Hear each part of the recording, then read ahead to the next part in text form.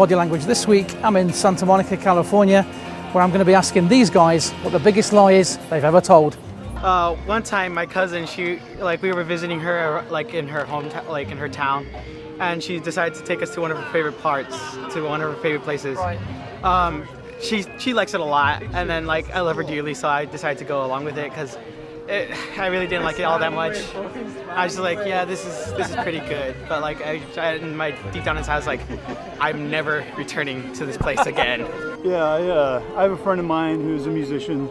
They put together a CD, and he knew I was a musician. We, played music together here and there, but he gave me the CD, and I took it home and gave it a listen, and I had to find one thing I liked about it just to pretend that I enjoyed the CD, and for the most part I don't think I really listened to it ever again. But did you ever have a situation in the past where maybe you got a gift for Christmas or birthday by a family member and you really didn't like it, but you didn't want to tell the person not to hurt their feelings? Yeah, that's happened. Okay.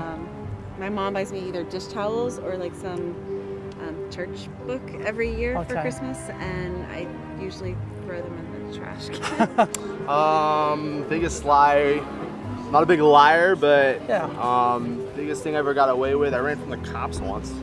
Oh wow, that sounds interesting. And then I ran into them about 10 minutes later, and I made up I got slide to them.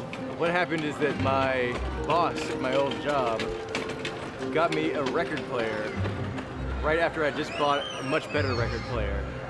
So I had to act as if I was extremely thankful for the thoughtfulness of the gift that she gave me. I don't even know how she knew I wanted a record player, but I just discreetly returned it.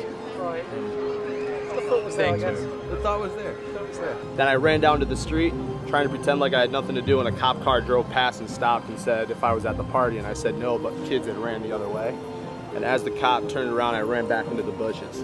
Where I work, the office do a collection for everybody's birthday, and last year it was mine in December. Right. And they collected and got me what they thought was a really nice bottle of whiskey, and I didn't have the heart to tell them it was awful.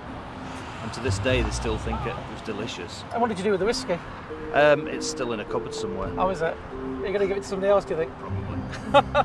What I do is I regift it to somebody that I know would appreciate it. Right.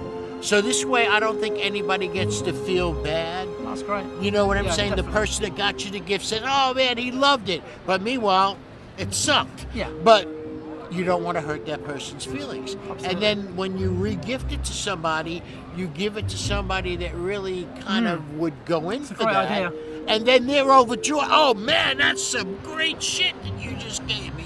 It's like, Yeah, that's a great idea. But I don't believe in coming right out and saying to somebody, oh, that's shit.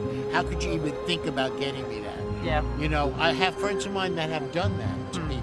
Sure. I just think it's rude. You know what I mean? If somebody can spend some time to give you something, be at least gracious, even though you hate it. Absolutely. So what is clear, speaking to people here in Santa Monica, is that when people do indeed lie to each other, it seems to be to protect the feelings of other people we care about or love.